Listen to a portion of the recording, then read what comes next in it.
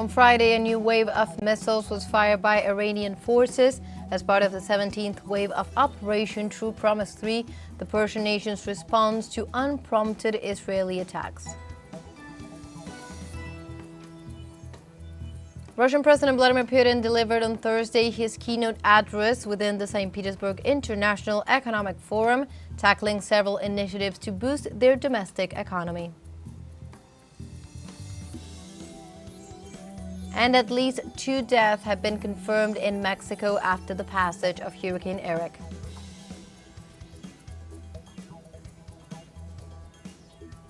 Hello and welcome to From the South. My name is Belén de los Santos. I'm from the teleSUR studios in Havana, Cuba. We begin with the news.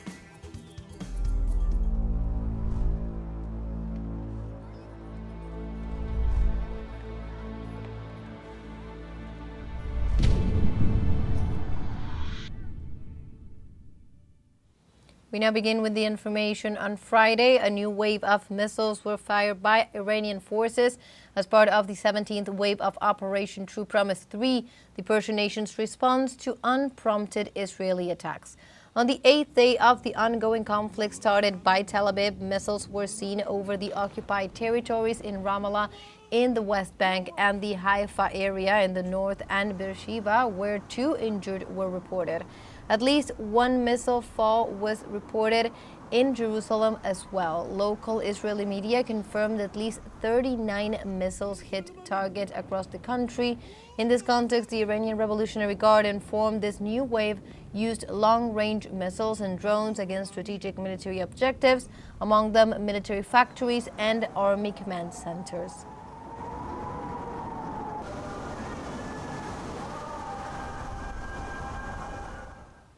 And the recent report, quoting military experts, states that the current Iranian offensive is costing Israel hundreds of millions of dollars a day. These costs could limit Tel Aviv's ability to sustain a prolonged war. According to experts, operating the defense systems could cost up to $200 million per day. The greatest expense is the interceptor missiles used to detonate incoming Iranian projectiles, which could cost tens of millions of dollars alone. Added to this figure are the cost of munitions, aircraft, and the unprecedented damage to Israel's military and strategic infrastructure. These rising costs put additional pressure on Israel to stop its aggressions against Iran.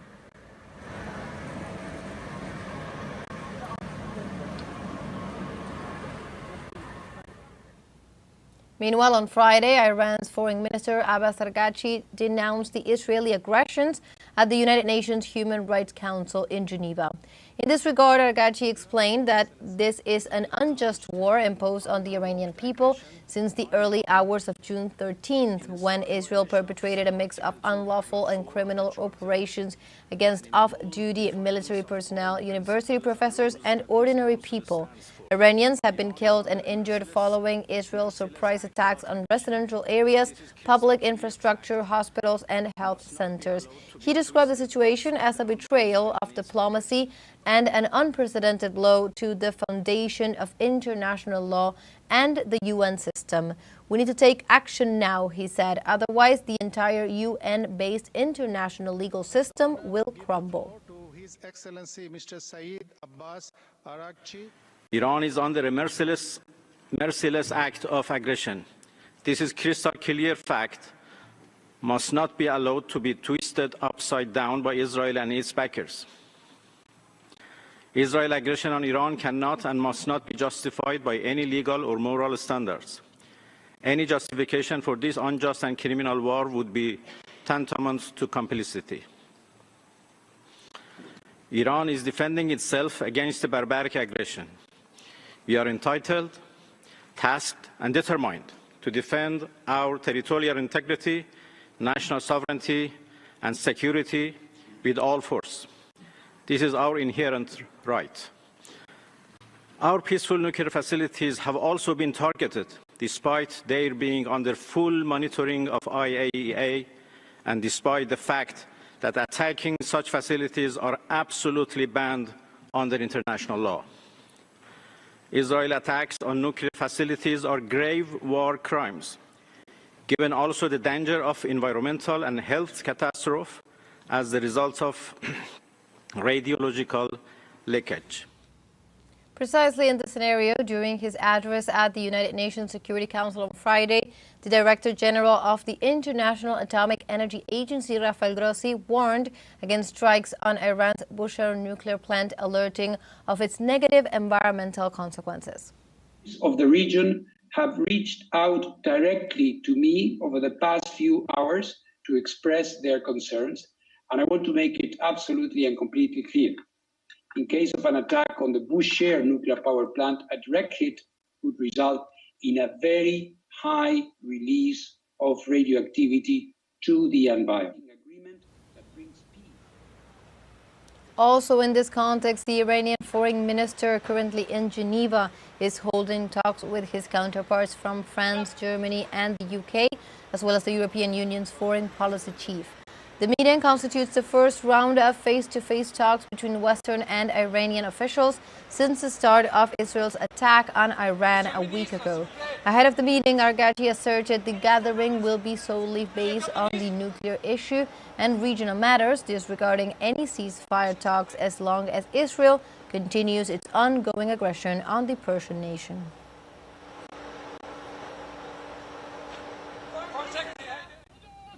And on Friday, thousands rallied across Iran to denounce the ongoing Israeli aggression. The demonstrations, held following prayers, are called Friday of Anger and Victory, in condemnation of the recent Zionist crimes against the people of Iran and Gaza. In addition, demonstrators rejected the threats made by U.S. President Donald Trump against the leader of the Islamic Republic, Ayatollah Ali Khamenei. Iranians from all social classes, religions, political sectors and ethnicities came out to protest despite the high temperatures and in support of the Persian nation's response to the Zionist attack. In this context, large mobilizations were reported in the southern city of Bandar Abbas, in Tabriz, recently targeted by Tel Aviv strikes, and in Mashhad, northeastern Iran.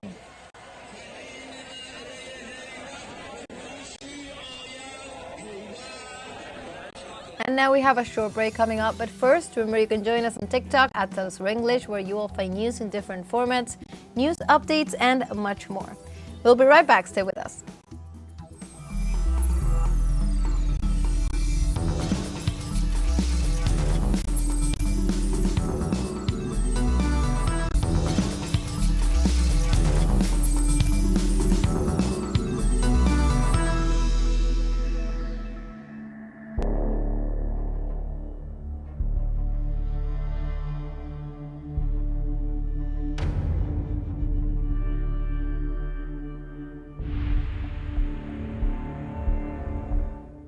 Welcome back to From the South. The Israeli occupation army committed 2 new massacres, killing 41 Palestinians. 27 of those victims were killed while collecting food at distribution centers in the Gaza Strip. According to Wafa news agency, Zionist troops opened fire on people seeking help near the Netzarim corridor in central Gaza. The famine-stricken Palestinian population gathers daily at various distribution points to receive packages from the Gaza Humanitarian Foundation. The foundation is supported by the United States and Israel, but condemned by the United Nations for weaponizing aid.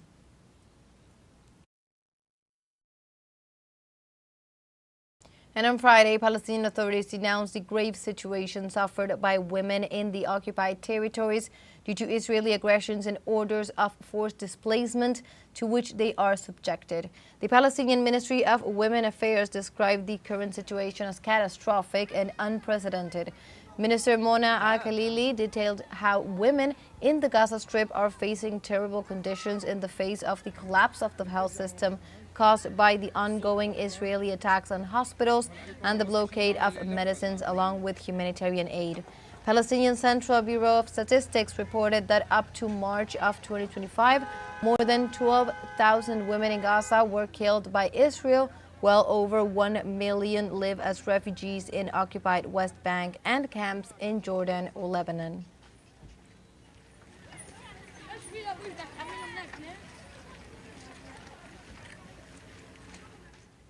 And in parallel to Israel's genocidal campaign in Gaza, the occupying army besieges the Palestinian population in the West Bank as well. A large contingent of military vehicles stormed the town of Tubas, northeast of Nablus. Zionist troops were deployed in the town of Raid to raid several homes and harass the population. On the other hand, a Palestinian civilian was wounded after being shot by Israeli soldiers near the separation barrier in the town of Al-Rama, north of the occupied Jerusalem. Raids also took place in several localities in southern Jenin and northeastern occupied West Bank.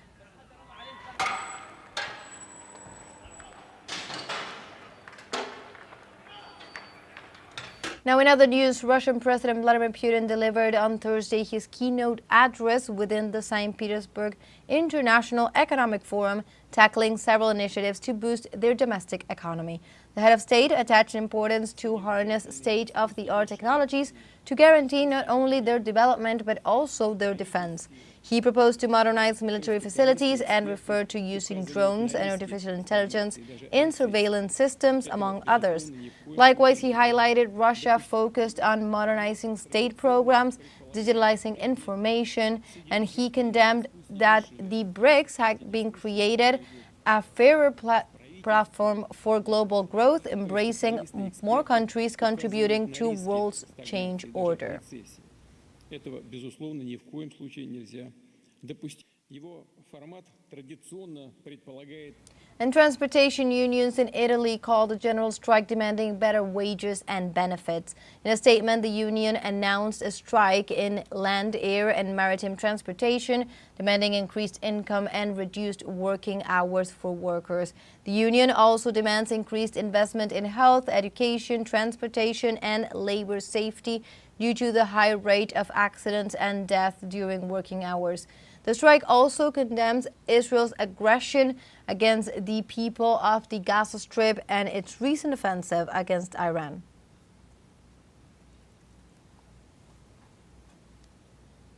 Niger announced on Thursday its plans to nationalize the Samer uranium joint venture operated by French nuclear fuel company Orano. The statement detailed that such sovereign decision had been made to nationalize Samer in the face of the irresponsible, illegal, and unfair behavior of Orano, a French state-owned company which nation has been openly hostile to Niger. Orano gained a 63% stake in Samer, while the Nigerian state-owned company Sobamin owned the rest, but the French operator had been excluded since the military-led government took control of the uranium mine.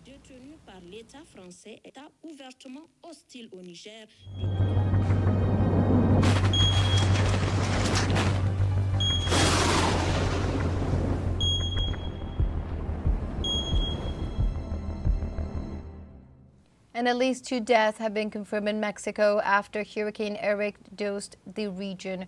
A 1-year-old boy drowned in a swollen river in Guerrero State, and a man was electrocuted while helping with debris removal in Oaxaca State, officials said.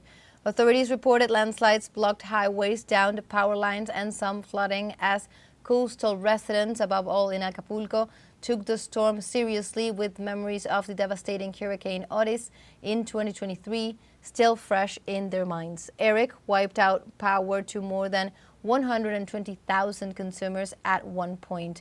Restaurants, shops, and supermarkets gradually reopened in Acapulco, but schools remained closed across Guerrero on Friday as authorities continued to assess damage, clear debris, and monitor rising rivers.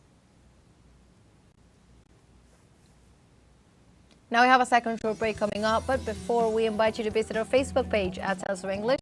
There you'll be able to watch our top stories, special live coverages, and much more. Follow our page and activate the notification button to stay up to date on the world's most recent events. Final short break. Don't go away.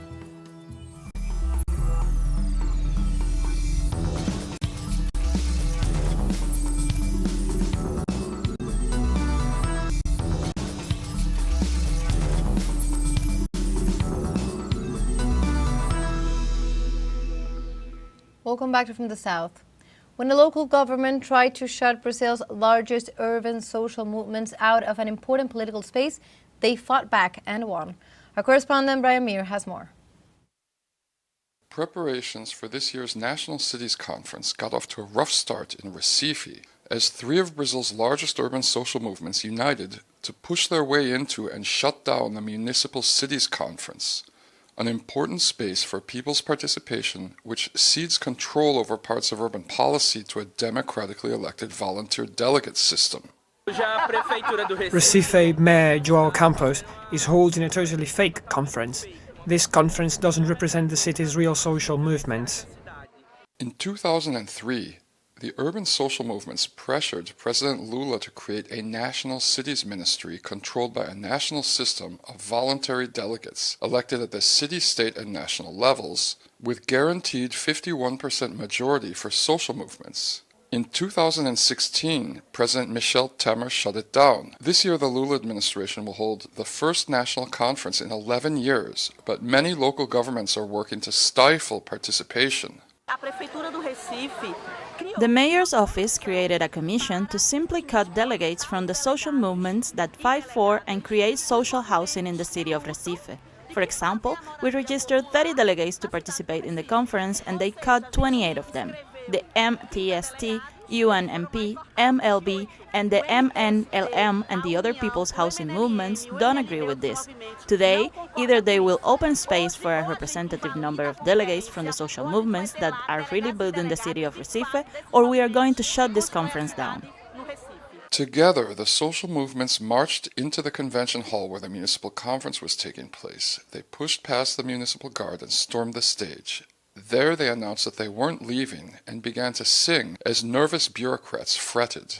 Within minutes, the movement leaders were meeting with Recife's housing secretary, who agreed to cancel the conference and schedule a new one with more delegate space for housing movements.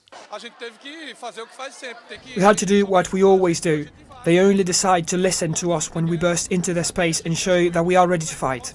Then they know they can't exclude us.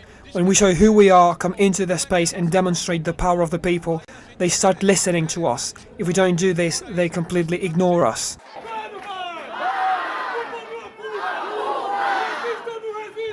Elected city delegates will attend state conferences in August. There, 5,000 delegates from every state in Brazil will be elected to participate in the national conference in September, where they will have the power to introduce and ratify new federal urban policies.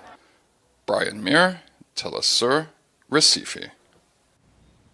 And in Chile, laborers of the National Confederation of Municipal Health Workers demonstrated to denounce government neglect of primary care.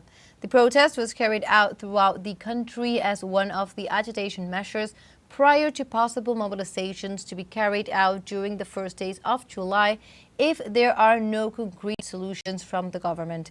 In this sense, members of the National Confederation of Municipal Health Workers denounced the precariousness of primary health care, such as the lack of infrastructure, insufficient financing, and violence in family centers. Strongly pointing out that the government abandoned primary health care, which is the entrance door of Chile's health system, where 80% of the poorest population is attended. There is no infrastructure, we have no financing, there is violence. Therefore, what we workers do is to provide health care with the little we have, many times with cost to our own pockets, and facing violence due to the dissatisfaction of the community because of the expectations made with the government. We have been in a week of agitation, talking about different issues, and today we are in all the provincial capitals handing out pamphlets that speak of the discontent that has to do with the government, and I reiterate that it abandoned primary health care, where they depend on the municipalities, where the people in the neighborhoods of the most humble peoples come to. And in other news, in Argentina, the unemployment rate rose to 7.9%. That is the highest figure since 2021 and the highest in the administration of President Javier Milei. The National Institute of Statistics and Census reported that unemployment increased by 1% in the fourth quarter of 2024. The number of unemployed in the 31 largest urban conglomerates in the first quarter of 2025 was more than 1.1 people, almost 200,000 more than in the previous quarter. Buenos Aires is the most affected region with an unemployment rate of 9.1%. The situation has worsened since the arrival of Javier Milei to the presidency, when at the end of 2023, he implemented a severe adjustment plan that affected several productive sectors.